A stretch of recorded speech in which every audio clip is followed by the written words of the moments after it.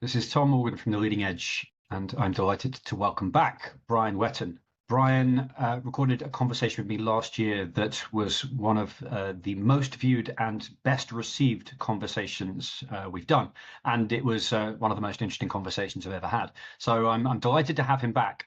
For those of you that haven't listened to the first conversation or are not familiar with Brian's work, Brian was a multiple time founder in Silicon Valley in the 90s, where I think most of us were not even aware that there were computers, let alone an internet. And then he has dedicated the 23 years since to taking an engineer's mindset to the coaching and spiritual industrial complex. He has a lot of incredibly interesting frameworks. And the topic of our conversation today is going to be, something I've had bugbears with for a while, but how to coach with integrity, how to make money in the coaching industry with integrity, and how to help other people with their own evolution of consciousness without necessarily being either smug or hierarchical about it. So welcome, Brian. It's a delight to have you back. I always love connecting with you. It's going to be fun.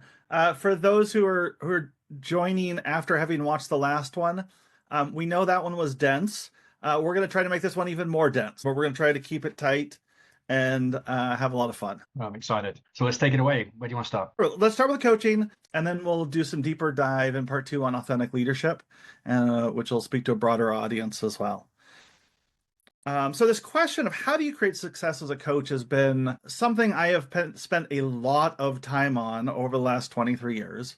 I started my coaching practice formally 20 years ago in a couple months.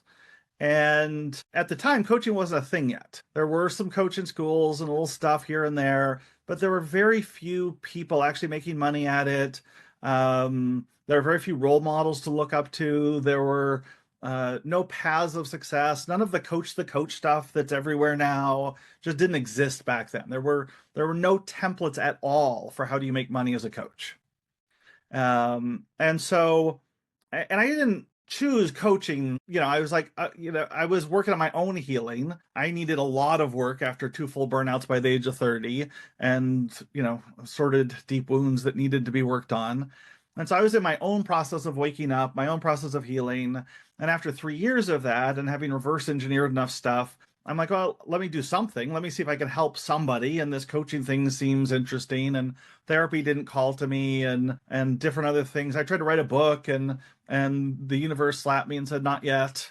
And so, all right, okay, let me try coaching. And I started moving forward. And I found coaching to be remarkably more difficult than I ever imagined possible. And it wasn't the value delivery. I was very good. I'd done a tremendous amount of training with a lot of the best coaches, counselors, healers, teachers, facilitators, resources, master's degree in spiritual psychology from the University of Santa Monica, to this day, the most powerful program I've found in the industry. So I had value I was trusting, but I couldn't charge money for my services. Like, I was going out and signing up consulting clients, no problem. But when it came to trying to sell coaching, something inside me broke. And I'm like, okay, well, what's that about? And other people around me who were some of the most gifted spiritual counselors and healers and coaches that were actually helping me with my journey started opening up and explaining, well, they were having the same brokenness. They were really struggling to charge, even though they knew they were delivering a lot of value, they weren't figuring out how to make money with integrity. And they asked for help. And for a year I said, no, I don't do that. I'm no longer in that money stuff. I don't do capitalism anymore. I'm a noble, pure healer. And, I refused the call, the hero's journey for a year. And then finally I broke down in surrender and said, okay, let me help one person with one problem. And a line of energy started coming through me that I then followed for 15 years, and both in building my own coaching business. And then we coached hundreds of other coaches, counselors, healers, a number of the leaders in the industry in what we discovered the hard way. Nicole and me, when I say we, my wife and partner. And also, like you, I've got some wounding on it still. Like, it felt like for 15 years I was tilting at windmills like Don Quixote, trying to save the industry from itself half the time. And I'm like, look, I've found some answers. Please listen to me, someone.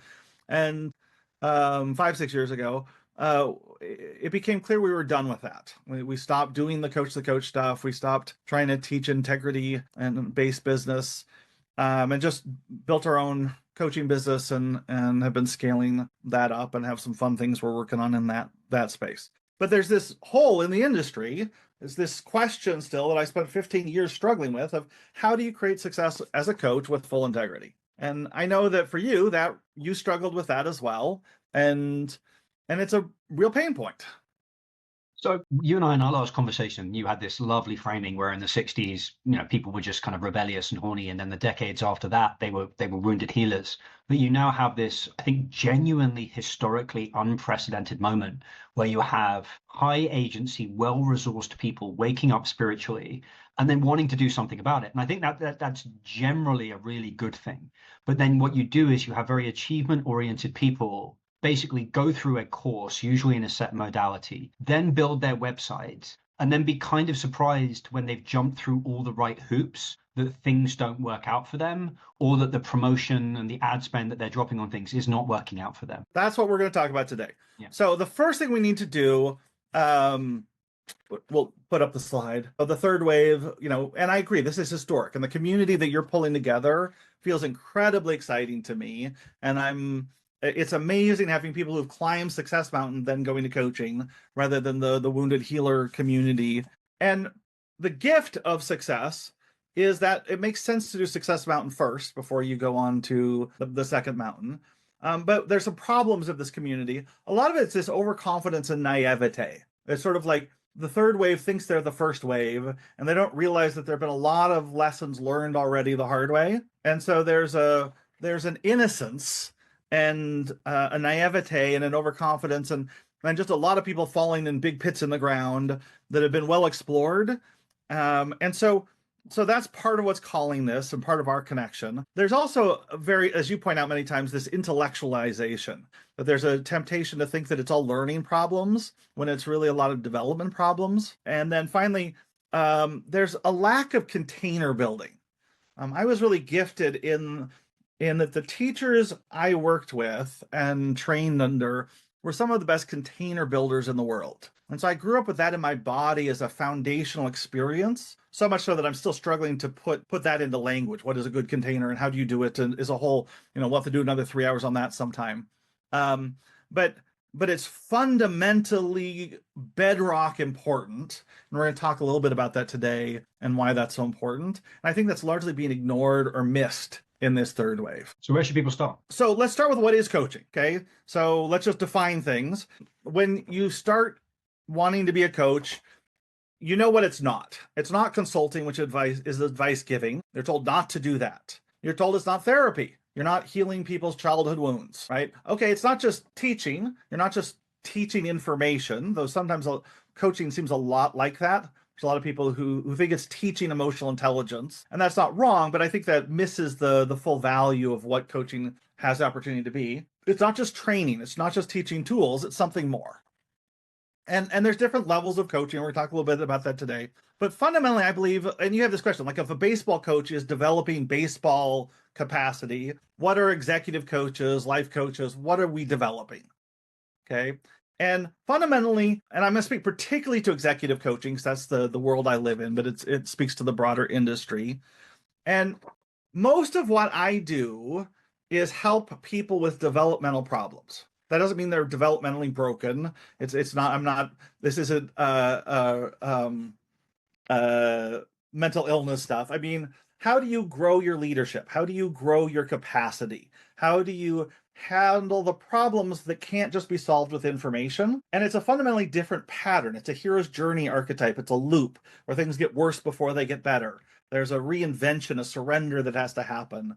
And so how do you take people on this journey, particularly when they're executives with 1,000 people reporting to them and the weight of the world on their shoulders, and they can't just take 3 years off to go do a hero's journey in the wilderness? How do you help them solve the problems that are right in front of them, but can't be solved this way? And that to me is the heart of what Nicole and I do and the other people on our team do day after day after day. And in the age of ChatGPT and LLMs, it makes me realize that information problems are basically going to be commoditized right now, which presumably puts a very significant premium on people that can identify, diagnose, and solve behavioral issues. That's it. This means truth. Truth is being spoken by Tom Morgan. Well done. Yes, absolutely.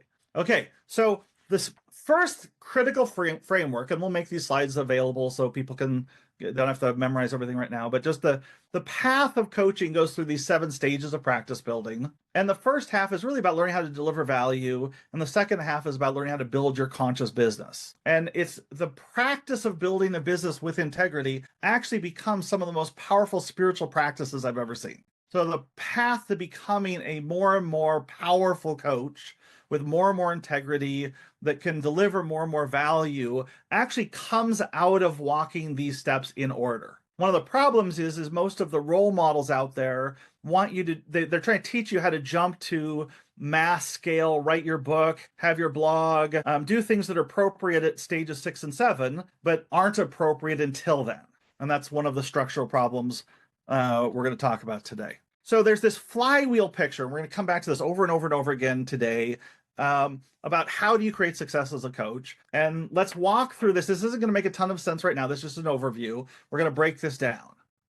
Okay, so here's the positive flywheel you want to build. This is the path to success as a coach. And it starts with a desire to provide value. You have a call to service. It's not just that you want to make money, but you want to make a difference in the world. And you'd also like to make money doing it, but you're primarily being pulled forward because you feel something that needs help.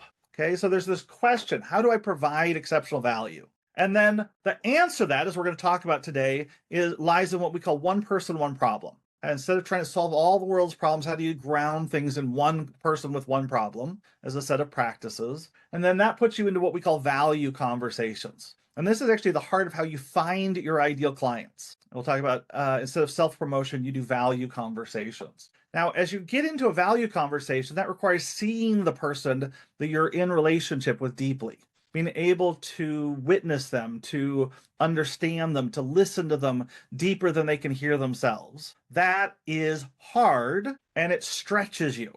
And so this process of seeking to deeply see people is an invitation to your own leadership development. And that's going to be the second half of what we cover today around authentic leadership development. Okay. And if you do that well, as you stretch and grow, it gives you the opportunity to then enroll them in the process of change. And we're going to define what that means today and the basics of how you do that. And then that allows you to build a container, a structure that you can do transformational work in, you can solve developmental problems in. That then gives you opportunities to work with what we call the 6 levels of change, which are 6 levels of diagnosing a developmental problem. And this is where the real mastery kicks in, and that takes time. There's no simple class for this. This is thousands of hours on the mat to really master this in my experience. We haven't found shortcuts. There are lots of great trainings that can help, but I think this is, I've got 10,000 hours on the mat as a student, and I've got somewhere between 10 and 20,000 hours on the mat as a teacher, facilitator, and individual coach. I've put a lot of time in this mat. And so there are certain things that I wish I could just put into words and convey and transfer by Vulcan mind meld. But this stuff is where a lot of the time takes, the leadership development and the diagnostic piece. And as you do that, you create exceptional value and you're called to deliver even more value, and it loops. Okay. And one of the most important things about this is to give yourself time. It's an exponential curve. You're a finance guy. You know the power of compounding interest. Coaching is the opposite of get rich quick. It's something where you're gonna lose money for the first 5 years in most cases, and it's a way of partially subsidizing your own personal and spiritual development. But if you find a good path and you follow it with compounding interest, there's an exponential curve on it. So 20 years ago, when I first started coaching, just to make this real, my minimum fee was $350 a month for 3-month minimum. So $1,000 and $50 was my minimum coaching commitment. That was the container, right? I was building a $1,000 container to do work in, okay? And I worked this flywheel over and over and over again. And at some point, it's like, okay, I'm delivering more value. Let me charge more. And I would up the prices in order to be commensurate with the value and to stretch the process. And I just do it a little bit at a time, little bit at a time, little bit at a time. Like, I don't remember what it was, 30%, 50%, probably like 30% a year, I think it was on average. I raised my prices for 20 years, right? Today, my minimum coaching fee is $250,000 per year. That's the minimum commitment. And that means I'm playing a game with my clients where they have to have goals at stake that are worth at least 10 times that. We have to be aiming to create at least $2.5 million worth of value a year for them, usually a lot more. Okay.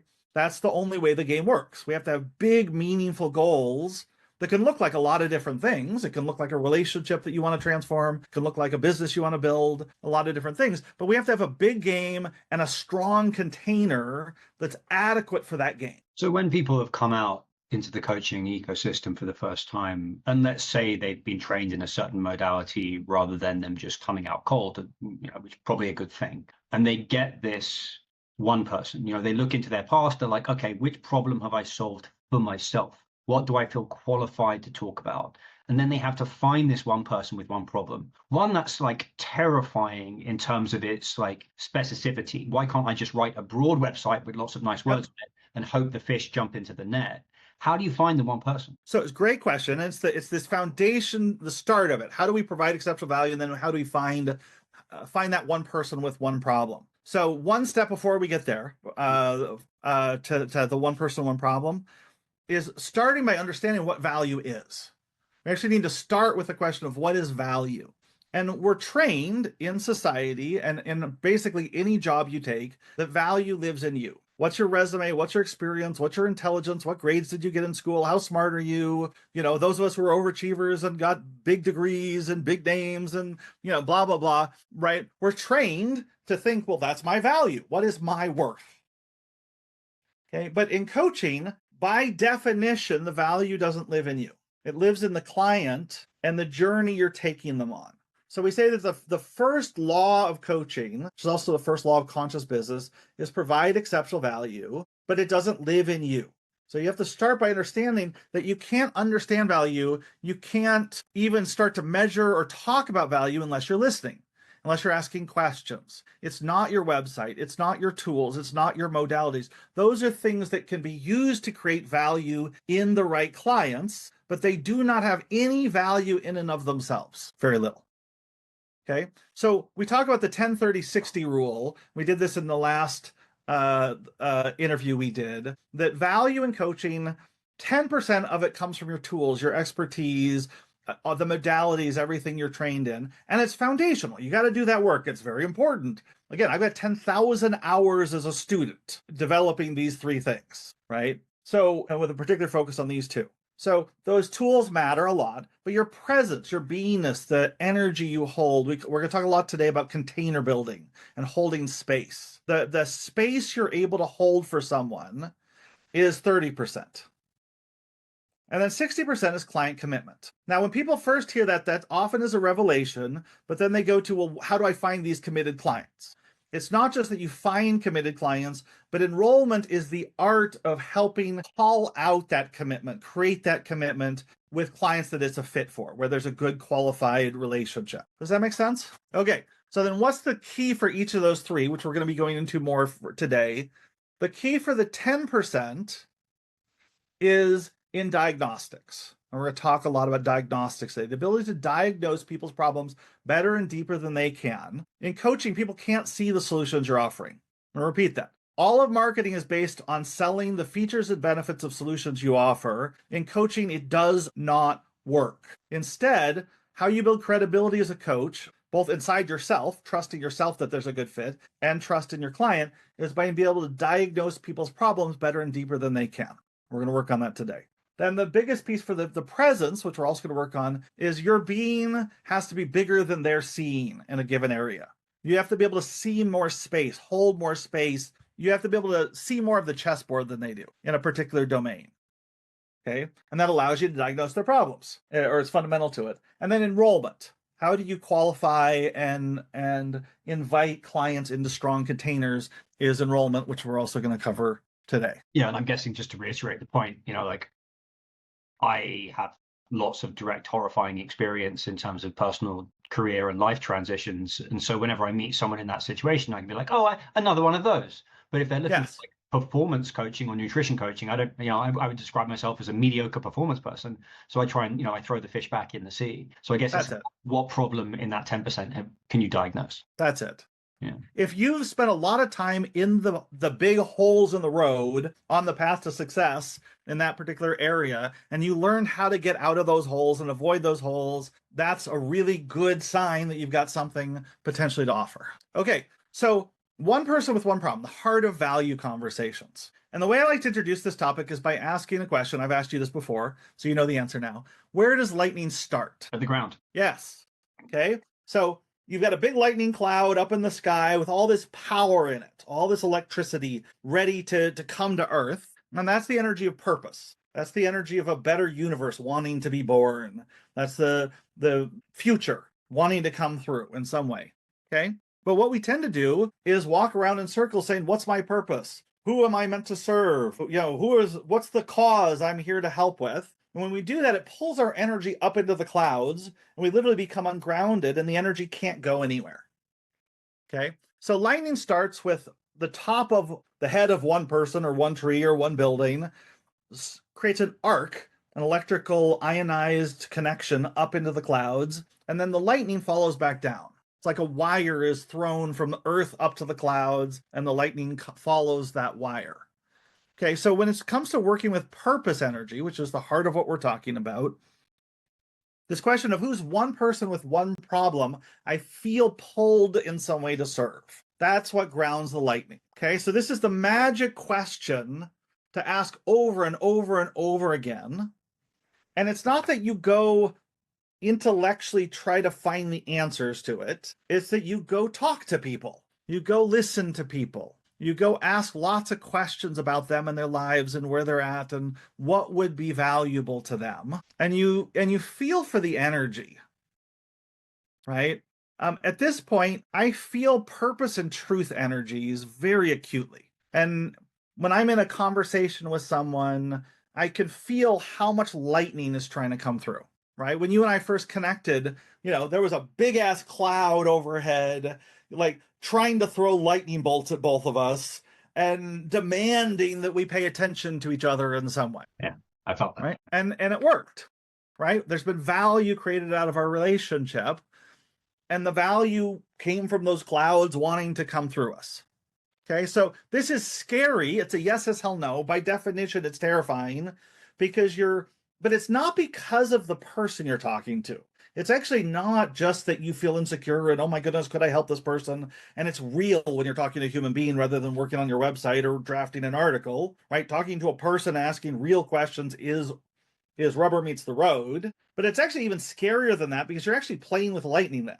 You're actually opening up the channel for purpose energy to come through, and that scares the shit out of us at a very deep level, right? That's the energy of waking up. That's the energy of service, of evolution coming through, and it's scary, and that's a good thing. So the master skill for this piece, the master skill for all of coaching, in fact, and the business of coaching is becoming really, really good at discerning who you can work with and who you can't. What are the red flags? What are the yellow flags? What are the green flags? How do you enroll them? How do you have deep value conversations? How are you able to diagnose their problems? You're living in the question of who can I serve rather than trying to push it. Anytime you're trying to push yourself on the world, it's like it's trying to push water uphill. You're going the wrong way. You want to be pulling, you want to be listening. You've made a very profound distinction for me in terms of proving worth and providing value. Exactly. Anytime you're in the energy of proving worth, you're trying to push yourself on the world. Anytime you're in the question of value, who's one person with one problem I can serve, it's a completely different energy. And we'll bounce back and forth, back and forth. The issue is knowing which one you're in at which time and practicing making the shift, changing your question. Yeah. Well, one's a receptive energy, right? Like what do you need from this situation? Is one, it's like, well, I can give you all these things. I can give you all these things. I'm going to talk at you. I'm going to talk at you. It's a very, very heady. Yes. Right. So when I connect with a client, I don't allow a client to give me money until I have at least a 90% confidence interval that I'm going to be able to work with them for an extended period of time and create exceptional value for them. Okay, that's my standard. I'm saying it's right. I'm just saying that that's what I do. And it's a discipline in helping me be in the question of providing value, right? I'm listening, I'm testing, I'm asking, I'm watching for yellow flags. The last thing I want to do is be in a committed relationship for a year with someone who I feel like I'm having to drag kicking and screaming or I can't help. and it's not a fit. But then the fear is, I think, and it is a fear, is that once you've left a lucrative job and you can't have that time to enroll people because you'll take anyone because you just need clients to put food That's on it. the table. Yeah. And it is root. If you need clients, go get a job. Yeah. I spent a lot of time trying to help people who really needed clients build their business, and we figured it out, but it was really hard. A much easier answer is don't do coaching if you need clients. Yeah. Like, find some other way to make the money and do the coaching as your passion project on the side until you get to the point where it's actually sustainable. Well, your observation of that realism was that the number one determinant of coaching success is your level of wealth going into it, correct? In general, it's not the only one, but I would say the neediness. Yeah. And then I would say slightly different, having success in an area that you're trying to coach people in, actually having walked the path. Yeah. And having success in it is one of the top determinants of success. One of Nicole's pet peeves is parenting coaches who try to like cold email her and tell her that they've got tools for her when they've never had kids before. She's like, my sister Sean, I have two sisters. One has 7 kids, one has 6 kids, right? If I need parenting advice, I'm calling them. Like, it's they've got more data points. But not contraceptive advice. They love their children. Okay, so how do we find our clients, right? This is this question of how do we build our business without needing the clients?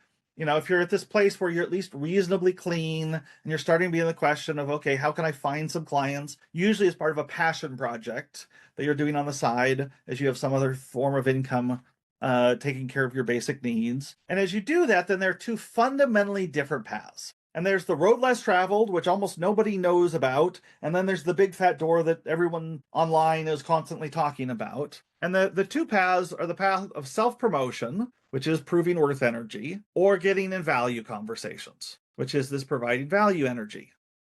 Okay? Value conversations are the bedrock foundation of conscious business. Like, that's just it. Okay? Now, eventually, as you get to higher levels of teacher leader and you've got a book and other things, then you're going to have to do some self-promotion.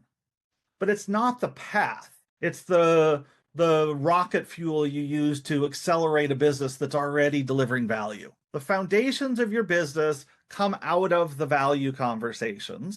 And the good news is they're easy to do. You don't have to spend $10,000 on a website. You don't have to spend $10,000 on some over-the-top marketing funnel, right? Which isn't going to work anyway in most cases, right? You just need to talk to people and learn how to ask good questions, okay? But there is a very fundamental problem. You saw The Big Short with Michael Berry right? So there was a quote at the end of the movie. Michael Berry has made billions of dollars for himself and his investors, and he successfully shorted the housing market and made a ton. And in despair, he writes a letter to his investors telling them that he quits. The pinnacle of the biggest success. And he's got this phenomenal quote. He says, "People want an authority to tell them how to value things. But they choose this authority not based on facts or results. They choose it because it seems authoritative and familiar." Okay? We're trained to seek out authorities. And so there's this tremendous pressure in coaching to be an authority. Traditionally, the way to success in coaching was to write a best-selling book and be on Oprah, and then you're an authority who people will listen to and pay money to. That's a path, but it's a hard one. Right? In reality, most people aren't ready to write a book and be on Oprah. In fact, most of the people who have written a book and been on Oprah have been doing something transformational. They've been on the mat practicing for 20 years. So trying to think that that's what you have to do at the beginning of your career is insane. So authority doesn't work. It's not a scalable path for coaching, okay? Or it does work for a small number of people and they're held up as role models, but it doesn't work for most coaches, okay? So I've got a thought exercise. Imagine that I was going to give you a coupon. Buy one, get one free for heart surgery. Come on in. You can have any other surgery you want, but this week only, the special expires at the end of this week. Okay. That would be insane. Or, hey, you get your heart operated on, we'll give one for free to your friend. Pick someone who wants a heart surgery done. Okay. So coaching is based on intimacy. It's not based on dumping, we call it dumping value on people's heads. Here's a tool. Here's another tool. Let me dump this value on your head. It's based on listening, pulling, offering, and then supporting. And it's a very intimate relationship. It's a lot like getting your heart operated on. And you wouldn't pick a heart surgeon based on a coupon or a web page or some ad you got in the mail. You'd, in most cases, get a trusted referral. You go to your primary care physician or your cardiologist and say, who would you go to if it was you getting your heart operated on? Okay. So coaching requires intimacy, and that's scary. And so there's this deep fear-based pull to try to just talk on the internet and hope that somehow that'll eventually lead to clients. But it's the opposite of what works. Okay. Now, Good to Great is a phenomenal book by Jim Collins, and he looked at companies and the keys to making them successful. And he found one really important, there were 6 of them, 6 or 7 things, but one thing in particular that's relevant to this was what he called the hedgehog metric. And he found that every great company he studied had a single number, a dial that they tracked, that wasn't just profits. It wasn't just revenues. It wasn't just the bottom line. It was the lever point in the system that drove profits. So for example, Walgreens, the metric was how close are the stores to each other? And they actually wanted to have critical mass penetration so that people always felt that if they needed their drugs, if they needed something urgent, they could be within a 10-minute drive to their Walgreens. And so if they were going to go into a city, they wanted to build out enough Walgreens that people would feel that there was a critical mass and it was just an infrastructure platform for them. They found that was the number one predictor of success in their industry. Okay. So each industry has one or more of these metrics. Banking, retail banking, one of the metrics is how many accounts does somebody have open with the bank? And if somebody has 7 different accounts with a bank of different types, they're never leaving. They're stuck. It's just too much work. But if they only have one, they're going to pop and there's massive churn. Okay. So there's the why behind the why. What's the deeper metric? Okay. What is the number one predictor of financial success? Not starting, but once you're in the business, building the business, the hedgehog metric for coaching. What is? Average revenue per client. How much money is each client investing either over the course of a year or over the course of the lifetime of that client? Because it takes a lot of work and time to build enough intimacy. You have to build a real relationship for somebody to want to work with you. It takes many hours of finding real relationships, building real relationships, getting into deep value conversations in order to build enough trust that someone that you want to work together. You have to date for a significant amount of time. Okay. So that costs time. It costs energy. If you spend 40 hours getting a client and then you do 10 hours of coaching with them, that's a really hard business model, right? This is part of why my minimum coaching engagement is a year. My typical average is 2 to 3 years, right? So somebody's investing a lot of money over the course of their relationship with me. And that gives me the freedom to slow down. And in my case, I'll typically spend 2 months unpaid with somebody doing deep relationship building, deep coaching, deep enrollment conversations before we agree to work together. But I can afford to invest 2 months because I'm getting 2 years. What happens in those 2 months? So that's the enrollment conversation that we're going to come back to. So we'll get to that, I think, very shortly. Okay, so this self-promotion path, which is one of the fundamental challenges of the coaching industry in its current form, is that there's a lot of very self-promoting people proclaiming that the path to success is through self-promotion. And it's just, that's what feeds the Ponzi scheme dynamics in parts of the industry. And so the problem is that it doesn't work practically because it's the wrong metrics, it's the wrong lever points, but it also doesn't work energetically. It feeds your spiritual pride and a repressed special. It makes you feel like you're having to prove worth all the time, right? Which just sucks and is exactly the opposite of what brings in clients. Often people start over-promising. They start coming into the one true tool. I have the one true modality. I am the one true coach. I have the one true thing. My thing is better than everybody else's. We're often selling solutions rather than diagnosing problems. There's a lot of structural problems to self-promotion. Okay, it just doesn't work well in our industry. And there's this deep, deep pattern where if you actually care about integrity, If you're selling a tool that's where the value lives in you, that tool is going to have a huge variance in the value it provides to different people. So let's say 100 people buy your tool, and 5 of them get $1 million worth of value from the tool, but 20 of them got zero. Well, let's say they got $100 worth of value from your tool. If you want to be in integrity, you have to price the tool closer to the $100 rather than the $1 million. So we call it the trap of the teacher. When you're trying to proclaim that you can serve everyone, you actually are lowering your prices. Value comes from being able to know who you can serve and who you can't. Or it's a Ponzi scheme where essentially you're paying more for the training than you're getting in value, which is something I saw a lot. Yes, that's very, very true. Okay, so how do you do a value conversation? We literally could spend 3 months training advanced skills or 6 months on this easily. We did in our 1-year training programs. But the essence of it is 4 questions. What is the value you want to create, right? That you most want to create, not just a should, not just an intellectual desire. I should have more money. Yes, okay. But what do you really care about? What's your yes as hell no? What's the thing that inspires and scares you? Okay, once we found something real, a valuable goal that matters, how would we measure it? And the deeper the value is, the more essential it is, the harder it is to measure the value, but it is absolutely possible. We've spent 20 years reverse engineering the best tools for putting metrics on things that seem immeasurable. At this point, we're one of the top experts in the world on this topic, and you can measure almost anything. We're almost to the point, this is one of the things Nicole and I have been working on as this next gen company that we're building. We're almost to the point of being able to map consciousness and measure consciousness. We're close, okay? So people tend to think you can't measure the things that really matter. It's not true, but it does take training.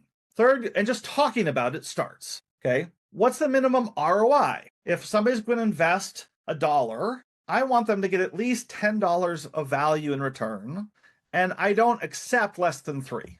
If somebody's not getting at least 3 times the value of what they're paying me, I'm going to find some way to give more services, to do something to fix that.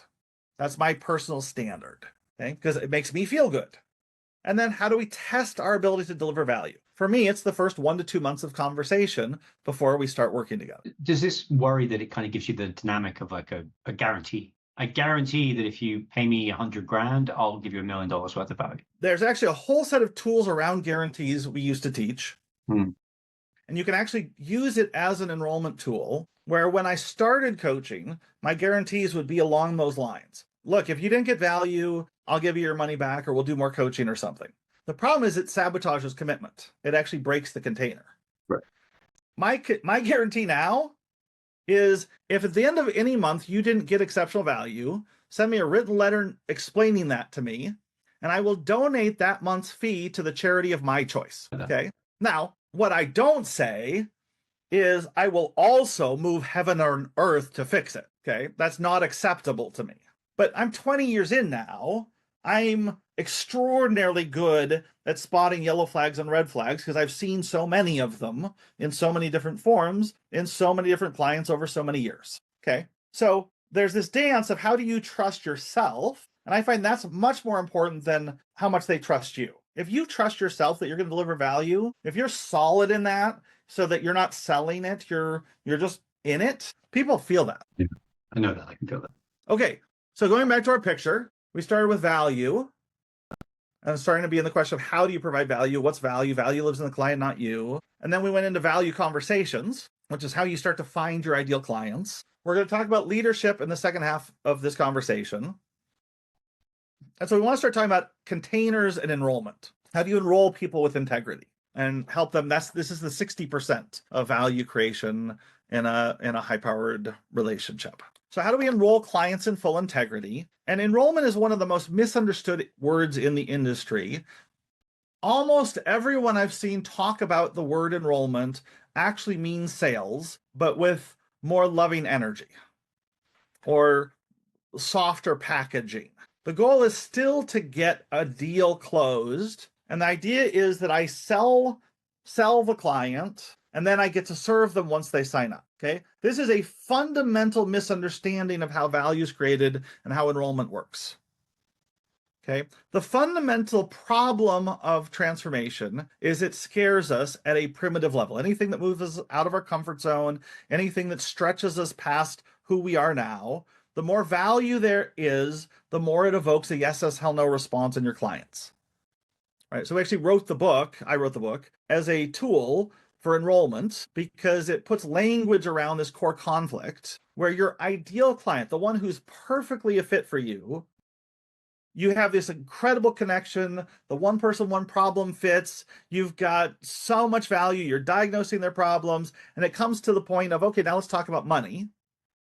And they tell you the big lie, which I've heard many times. I'd love to work with you, but I just don't have the time. I just don't have the money. I just have to walk the dog. I just have to get these 3 things fixed first. I just have to XYZ. And what that really is a procrastination statement. They're not saying no.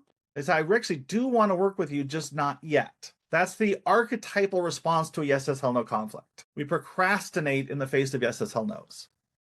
Okay, so enrollment is the process of helping people commit to what they most want in the face of their deepest fears. Okay, most of it happens before they sign up. So we talk about the 6 stages of change, and this is one of the most foundational things we've discovered or developed over the last 20 years. This is the process of how transformation happens. This is the stages people go through. And you're familiar with the 5 stages of grief, and you may not know exactly what they are, but you know that denial and anger are in there somewhere, right? People they shut off grief at first, and then at some point they get angry.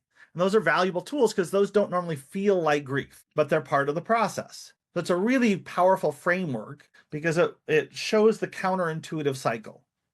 Okay, the process of deep change starts with some invitation, either a problem, a crisis. Archetypally in the hero's journey story, the island's dying and Moana needs to leave in order to save the island. But it also could be a calling, a pull, or both. It's a yes, yes, hell, no goal. But usually it just starts as something that's a problem.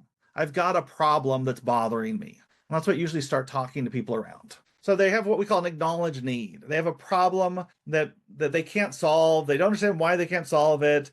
And you've had experience in this space. And so they start talking to you about that specific problem. And that's what we call the invitation. Okay. Then motivation is helping them connect to what they really care about. It's finding the yes, yes, hell, no that lurks beneath the surface. It's helping them connect to their 8 needs that we're going to talk about in the second half today. It's helping them find what they really want and why.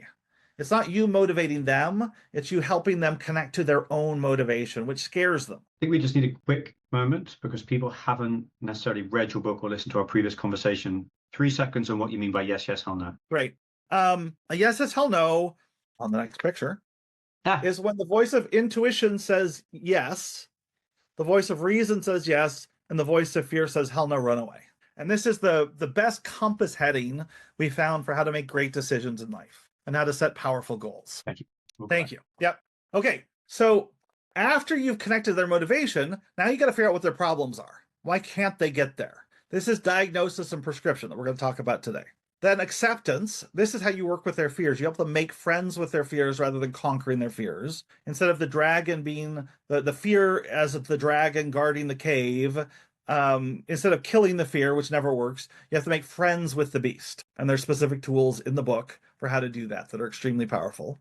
And then we have commitment, which is choosing to commit. And then you get to do the work. Okay. So a recent client, I'm 6 months in with now. And he is on the fastest growth path. It's extraordinary. One of the fastest growth paths I've ever held space for.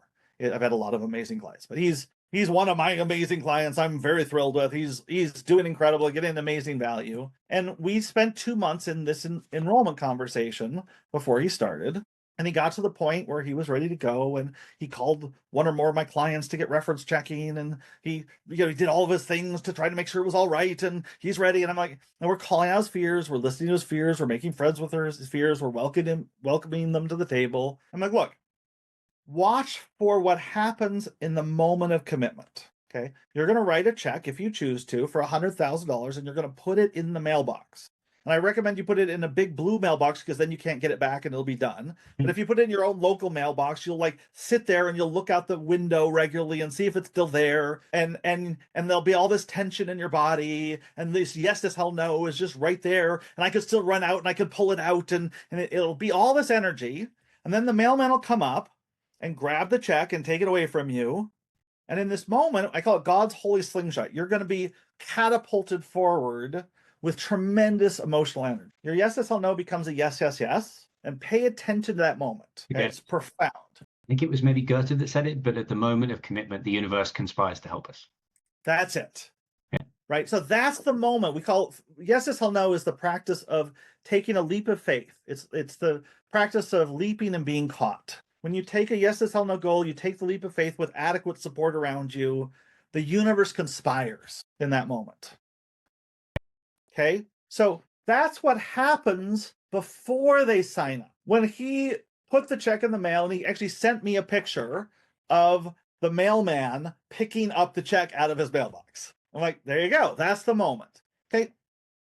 I love our sessions, right? You could almost pay me to do the sessions instead of him paying me. They're so much fun. Okay, I get incredible joy from the work we're doing because I've got this incredibly strong container with an incredibly committed and qualified client, and the work is downhill. We're skiing together through fresh powder. I'm not pushing him up a mountain, okay? So we're trained to think that this stuff is the stuff we just need to get through to be able to do the work. This is the work for you and your own development and for the client and their transformation. Okay, that's enrollment.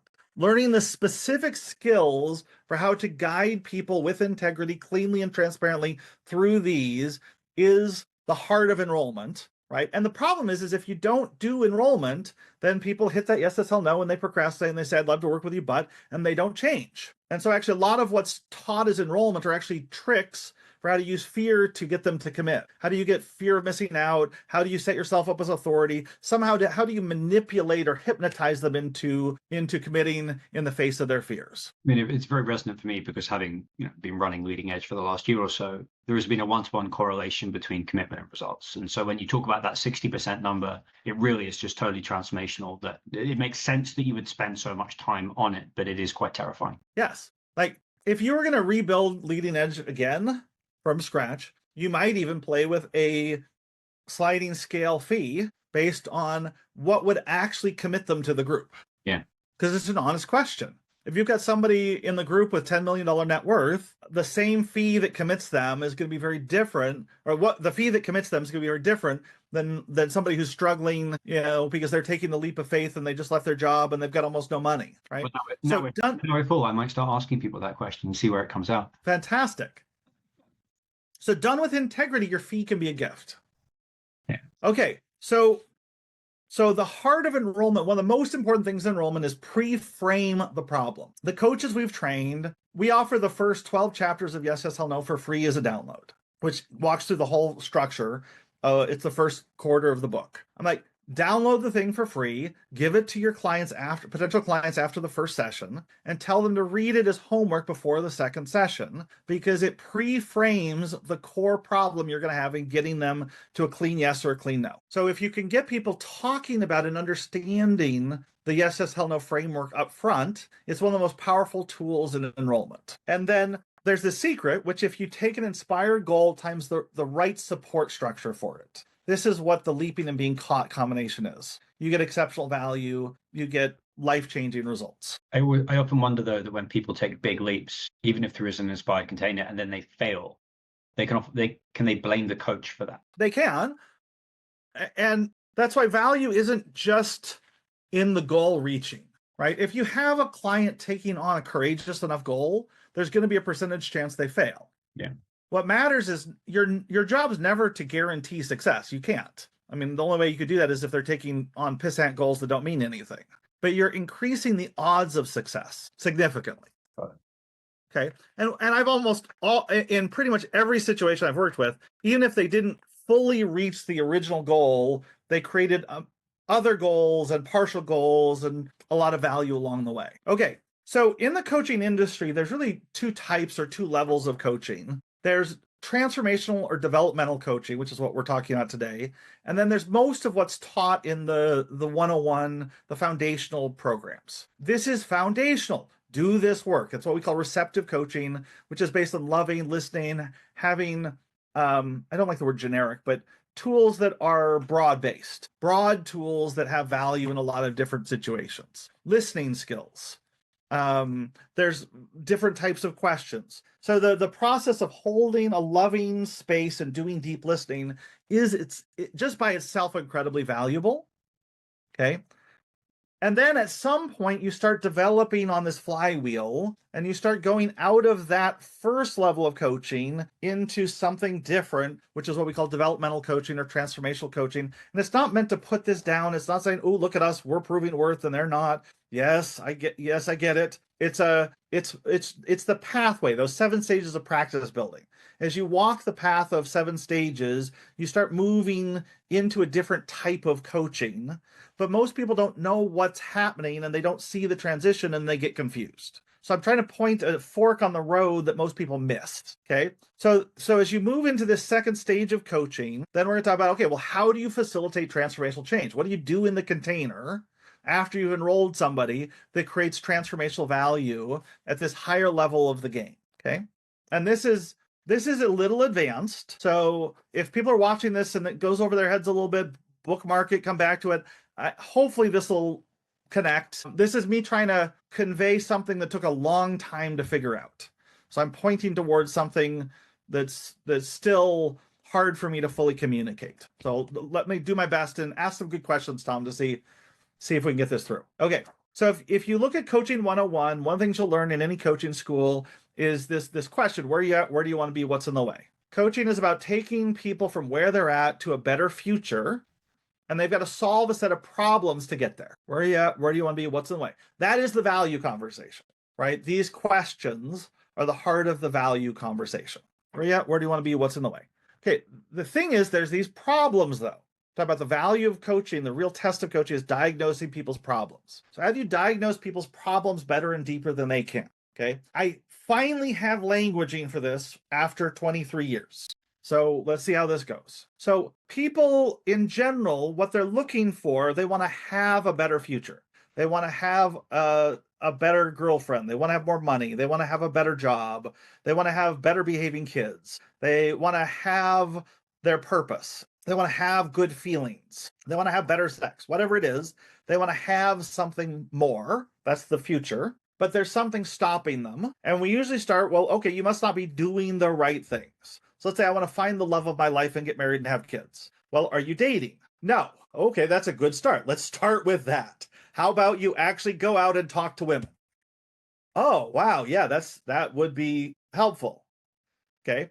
But if somebody goes out and starts talking to women, or they're struggling to talk to women and they're really nervous and scared and well, then there's something in the motivational system, something in their confidence, something in the way they're holding the dating process. Right? A lot of the higher end dating coaching is, well, let's help you work on your motivation and how you're showing up. Why do you want to date? And where's the proving worth and the insecurity versus the opportunity to create value? What does it mean about you?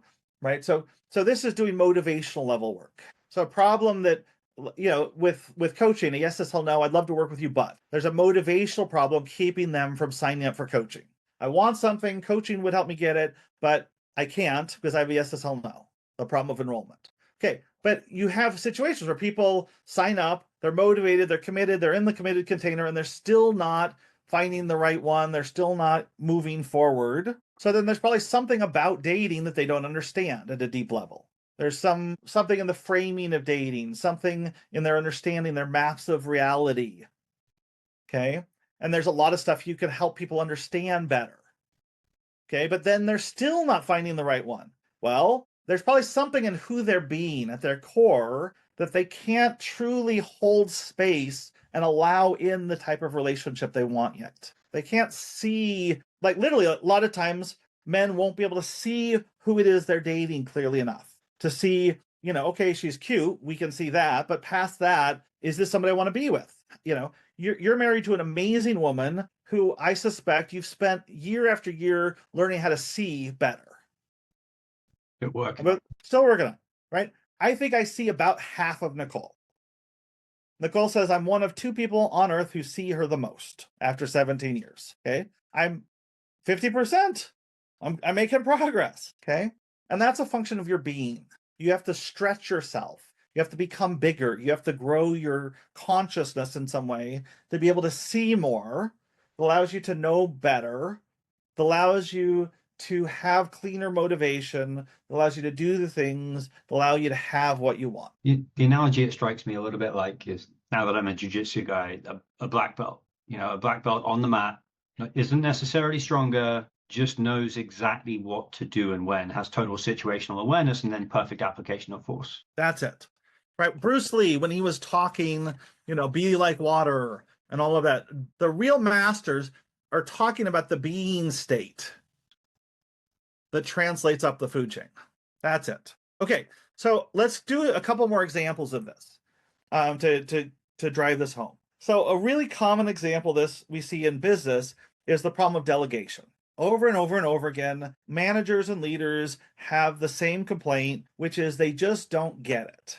I keep trying to hire good people. Why can't I find people who get it the way I do? They don't do it the way I would do it, and I try to explain it to them, and they just don't get it. Okay? So when that happens, and it happens a lot, usually the person actually is trying to take responsibility. They want to get it.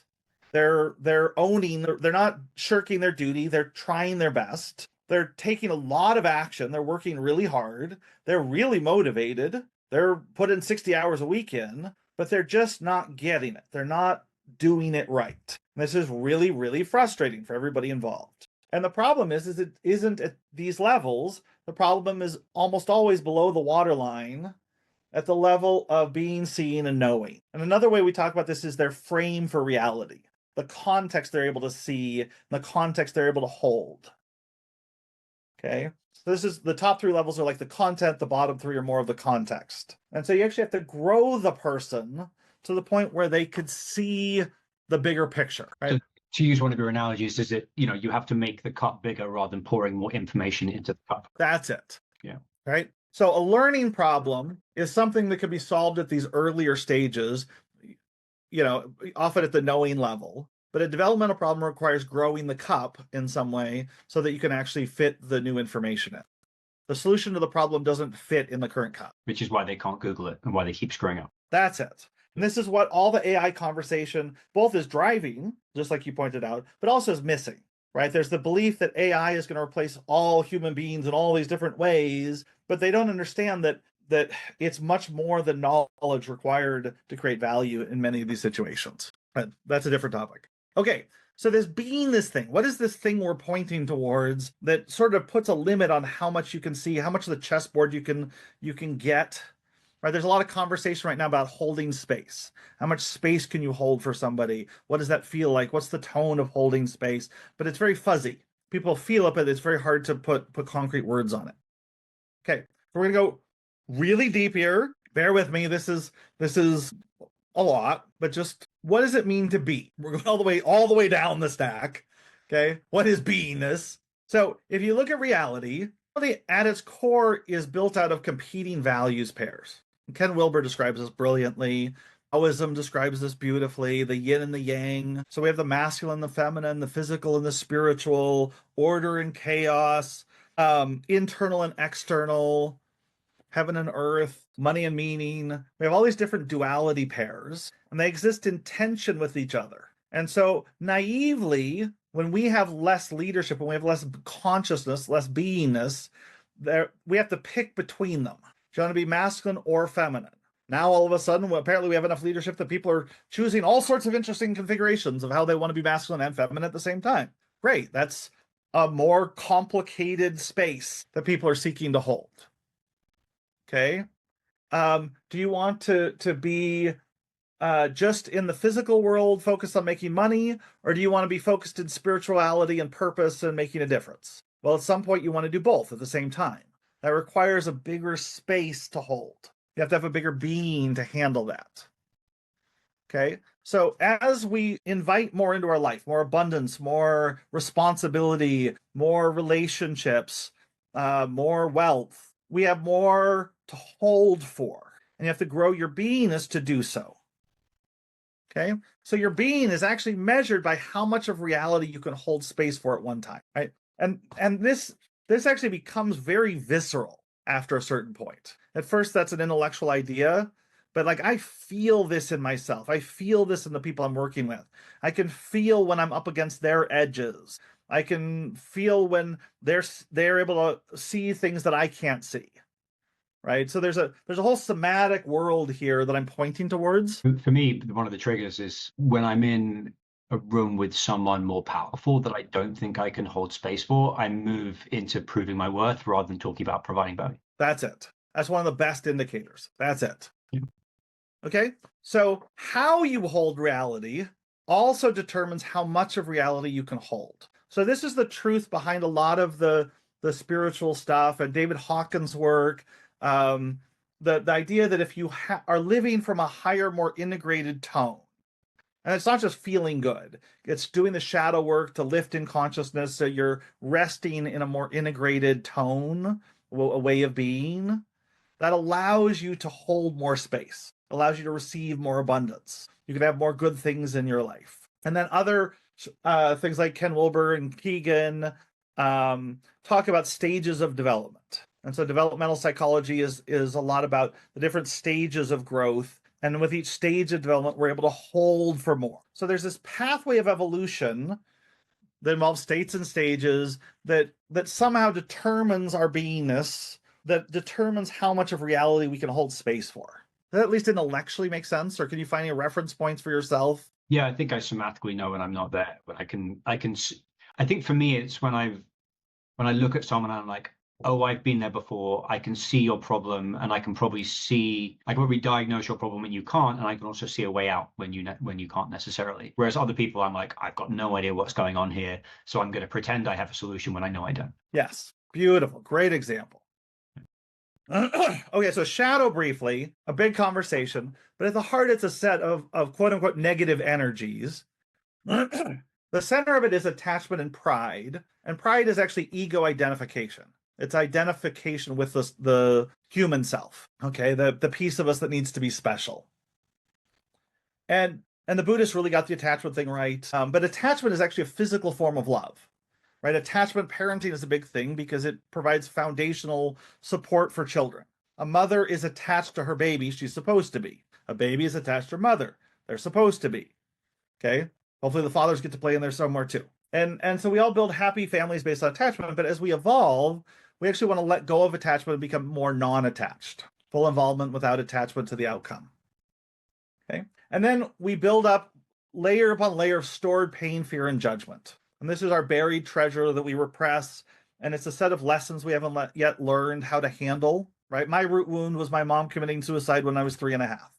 That was a very large wound that I didn't know how to process at the time. And so I stored that away in my shadow. I had a huge amount of pain and judgment over that loss. And then I covered it with so many layers of fear that I couldn't even see it was there. Okay? And it took 6 years of full-time work to move through enough of that wound to be able to be in relationship with Nicole when she showed up. And thank God I did. I would be single and alone right now if I hadn't left Silicon Valley to do the work I did, because the wound kept me from being able to be in relationship. Okay. So shadow matters, but it's a healing. It's actually not necessarily that complicated. The work is in getting the stuff to the surface and loving it. The heart of all shadow healing is that healing is the application of loving to the places that hurt. This is from Ron and Mary Holnick at the University of Santa Monica. But the places that hurt are stored beneath the surface. So you have to find ways to go find them. We call it following the golden thread. Bring it into the light, and then you can love it and it heals. One of the things with shadow work as a non-expert has always been that, like, it almost seems like it's impervious to self-analysis. Like occasionally something will pop out of your behavior that seems really irrational, or it's like a strong emotional catalyst. But like, in our last conversation, you said shadow really requires another person, because otherwise you just sit there being like, what's in my shadow? I wonder what's in my shadow. But you can't see your own shadow, by definition. That's it. So the two best ways we found to work with shadow to bring it up is being in intimate relationship with someone and then tracing your projections back in. That's what the heart of the University of Santa Monica taught. And then also setting yes says hell no goals. Okay. So this is what we call the path of development. So if you're moving forward and you want to expand your abundance, your responsibility, your success, you want to have more, you need a bigger beingness to do that. In order to have a bigger beingness you can hold for more reality, you have to let go of some of your shadow. And so it's this. This is why it's a circle. It's a downward spiral and up. When you find the yes, that's all, no goal, you start the hero's journey. You have the proper support container in place. Then you'll experience a wave of shadow that comes up for healing that's keeping you from being the person that could hold that goal. The key is having a support structure adequate to help you with the full loop, because it feels like you're going backwards rather than forwards for a period of time. Yeah, thinking about it, it always seems, it's like a kid who thinks there's monsters in the closet and the parent has to go in and turn the light on. But if the parent hasn't gone and turned the light on, the parent doesn't know there aren't monsters in the closet. And so I always think about, like, when people are coaching, in my experience, most people's issues with the people I've spoken to is money, right? And so I feel like you can't have a coach that still has shadow related to money, because they're not going to be expansive enough, Right. It tends to be hard. Yes. Okay. So, and there's a really deep dynamic here, which is particularly as you take on goals that stretch a competing value pair. We're going to give an example of this in a second. Money and meaning. Okay. The reason why I broke when I tried to first do sell coaching, why I couldn't do it, was because I didn't have enough beingness in me to handle that yet. I couldn't do heaven and earth. Money is earth, meaning is heaven at the same time. Okay. It didn't work inside of me. So as I tried to do that, all of my shadow came up for healing. So you don't need to go and analyze your shadow. You move forward in ways that will cause your shadow to come up, and then have the tools in place to heal it. Which, I guess, not to skip, but is, if you have money and meaning, that it is tensions. And a lot of people won't charge money because they don't feel they have self-worth. But then your point is that you're not proving worth, you're providing that. Yes, that's it. Anytime you're looping in the question of what's my worth, you're asking the wrong question. Right. Which is why you flip the conversation from, I'm going to charge you $1,000 an hour. And if you say, no, I'm not worth it because I'm selling me. But if you say, I can produce $10,000 in an hour through what emerges through the container together, you don't have that problem so much. As long as you're honest about what's happening in the container and you're talking about it, which is the value conversation. But that's scary. That makes sense. Yeah. Yep, that's exactly it. Okay, so finishing this up, and then we're going to do money meaning as an example. Okay, so we talk about the 6 levels of change. This is the 6 levels of diagnosing problems. And this is the flywheel picture, the critical piece. When you have a container and you're building a container, the ability in a given domain to diagnose people's problems on this picture better and deeper than they can is the heart of what qualifies you to be a developmental or transformational coach. That's the gold. Okay. And it's not all or nothing. You'll notice a lot of times coaching starts being about, well, you're not doing the right things, let's work on motivation. There's a lot of tools there, back and forth, back and forth. So there's layer upon layer that you can go into. It's not all or nothing, it's building layer upon more and more and more. Yeah. And I think that probably those first few of us are like performance coaches. Well, you don't have the right motivations, here's some information, and we get it into you. Yeah. That's it. Yep. Okay. So sustainable success for life to work on a long-term basis, your beingness has to be bigger than your havingness. Okay. I don't have clients who have this problem, but a lot of people I know a number of people in this situation. Kids who are given large trust funds largely struggle because their beingness is smaller than their havingness. They don't have a big enough beingness to create enough value in the world to make up for how much they're consuming. There's a deep imbalance, and it doesn't work. It doesn't lead to happiness. A sustainable, happy life, the ability to be a leader, handling responsibility, to be a parent, to be a coach, you want to have, and then you want this to go this way. The bigger the tree, the deeper the roots need to be.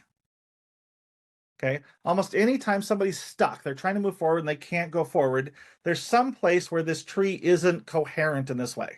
And that's the diagnosis process, is finding it. And the roots are in the shadow. Yes. Okay. Money and meaning at the same time. Why was that so hard for me 20 years ago? Why is it so hard for most people? Right? It's not just an intellectual thing. It's not just a motivational issue. It's structural. This is actually one of the deepest challenges I've seen. Okay. So symptoms of this, the pattern where a lot of times in the industry, the people who are making the most money are the ones who are doing the least value delivery, or they're holding the least integrity around their value processes, right? The trainings you've been to that, many of the people aren't getting value, but the trainers are studiously ignoring that fact.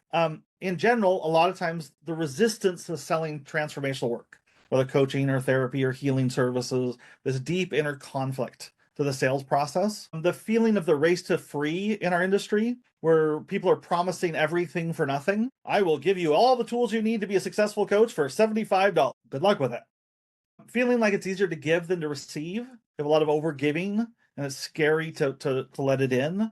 And a lot of times we'll get this poor but pure mentality. The first video we did, one of the comments was a woman saying, "What's all this talk about money? Why are you even talking about money? Be poor and pure like me." Okay, that's one way to hold it. Okay, but if you want to do both at the same time, how do you do it, and why is it so hard? So what typically happens is, okay, I want to be a coach making money doing transformational work, right? I feel the calling, the purpose is there, the lightning's coming through, I'm developing value, but as I going forward, I'm not being successful, so it must be a doing problem. I must be not doing enough, or I'm doing the wrong things. And so I download different how-to lists, and I talk to people, and I get best practices, and I do those best practices, and I'm still not making money with my coaching business. Okay, well, it must be my motivation. There must be something inside me. I have competing intentions. I don't really want it. I'm too small. I need to do more shadow work, and there's some truth in all of that, but you do all this motivational work and you're still not making money as a coach. I'm confident now, but I'm still stuck. Okay, it must be deeper. It must be deep understanding of the industry and the nature of business and how to build business with integrity. And there's a lot there, right? But we had lots of people, we trained this and they still were stuck. Okay, so there's this gap that eventually leads to like despair and hopelessness and anger and frustration of I'm doing all these things and I'm not getting where I want to be.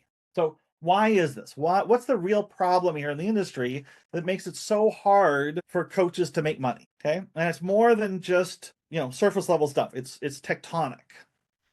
Okay, so as we mentioned a little earlier, heaven and earth are competing values pairs, the spiritual realm and the physical realm, right? And meaning, purpose comes out of spiritual, comes out of heaven. It's the clouds with all the lightning bolts. Money is rooted in earth. Okay, money is the ability to feed your children and keep them from dying. That's where that energy comes from. People say, "Oh, money's all just energy." Bullshit. It's feeding my children. Piss off. Okay, money matters. So when we try to grab up and down at the same time, it requires a lot of beingness. It's hard. So how do people deal with that?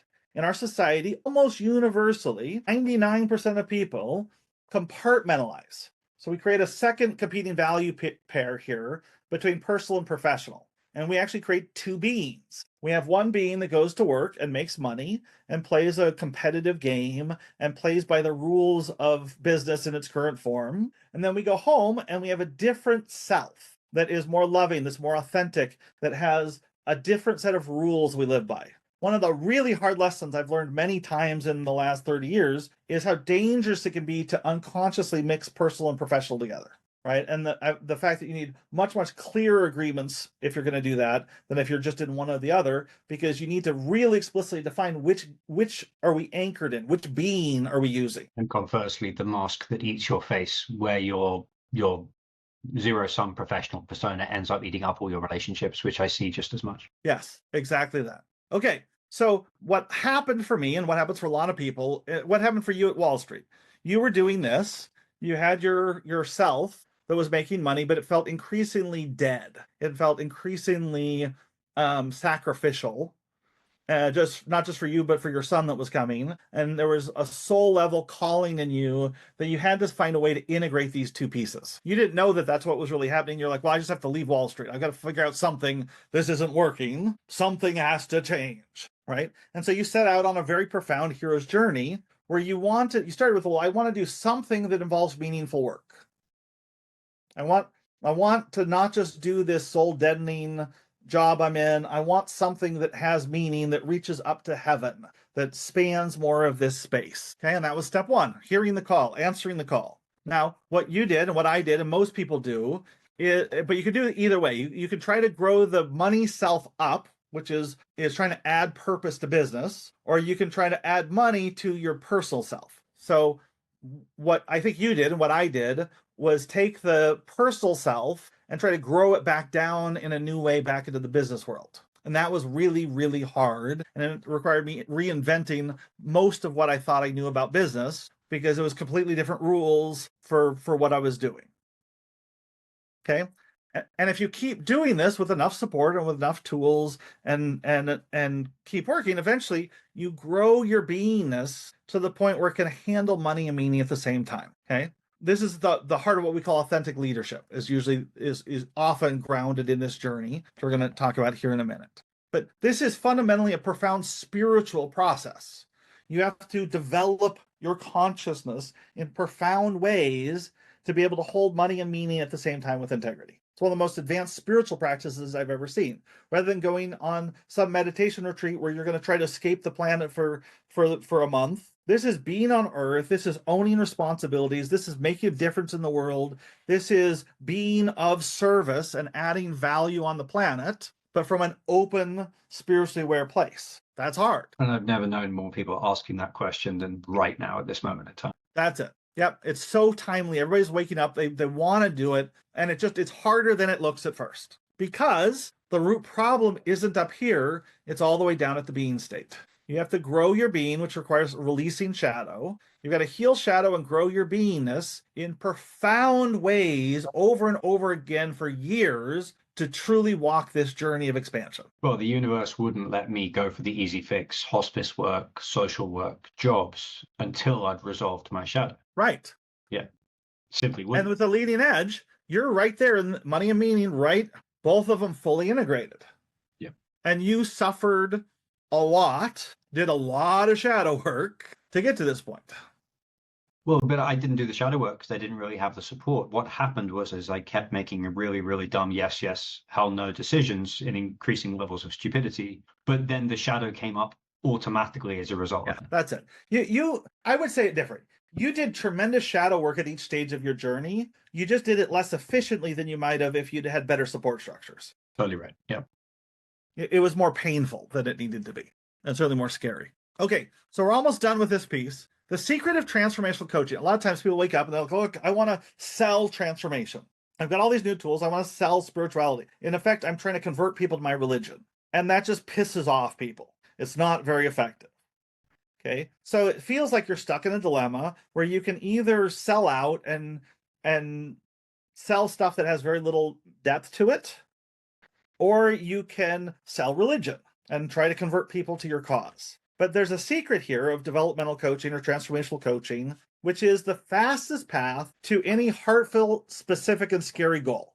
If you pick a yes as hell no goal, the fastest path requires doing this deep work. You don't sell the deep work, and you don't sell the goals. You listen, you ask questions, you get in value conversations, you draw the goals out of them, you build the qualified container around them, you move them forward towards their goals, and all hell breaks loose.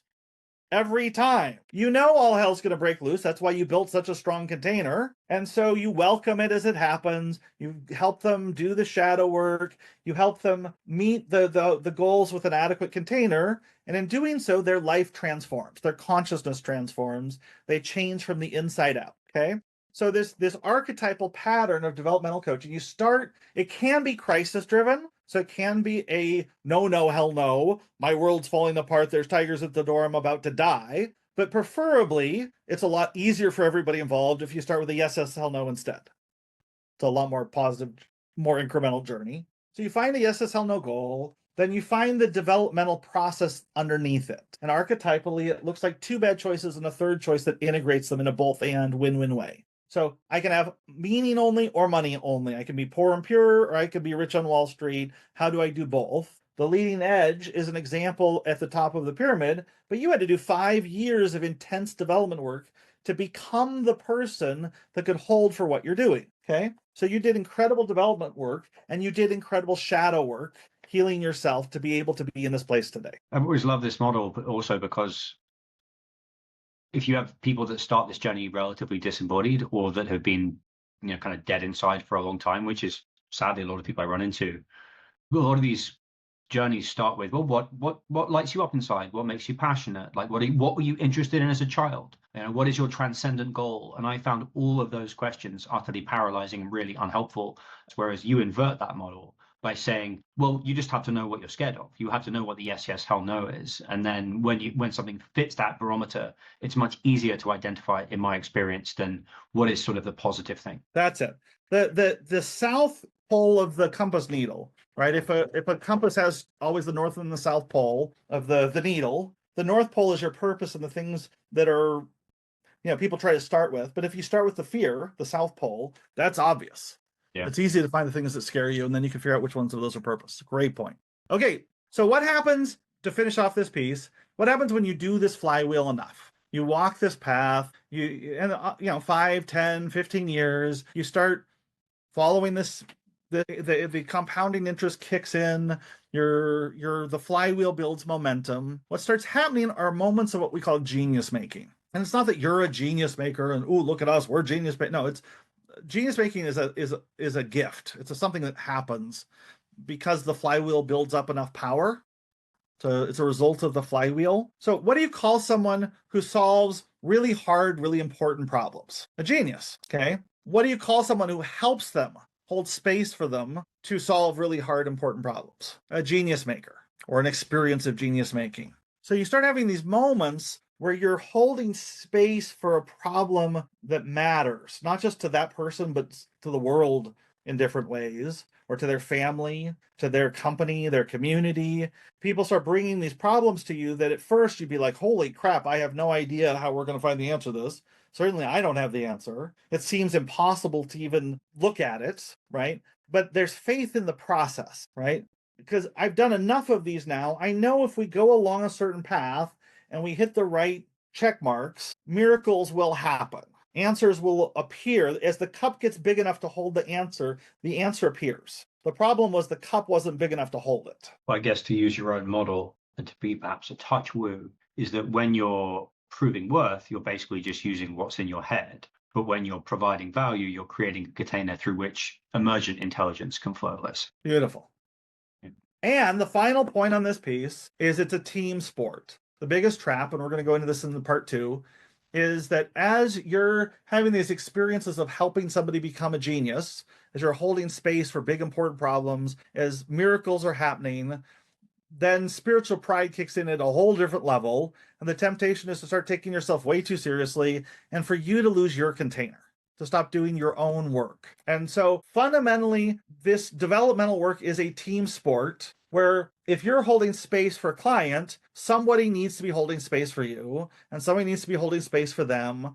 Everybody needs to be in relationship, in committed structures. In a typical week, I receive support 1 to 1.5 hours each week from the best spiritual counselor on the planet that I've found. Every other week, I receive an hour to an hour and a half from one of the coaches on our team who's phenomenal. I have my wife, who is the single most naturally gifted person in this space I've ever met, and she's holding space for me on a regular basis and vice versa. And if that fails, I have a whole other second level of support structures to reach out to, right? I am embedded in relationships. I'm embedded in containers that allow me to trust the responsibility I holding for people who themselves have tremendous responsibility. And I say you're also telling me that that a good coach will have someone who can see more of them than they can see of themselves. Not only they can expand, but there is a huge guru trap here, which you just need to look around and see. Like even mid-level coaches get huge guru complexes and blow up all over the place. Yes,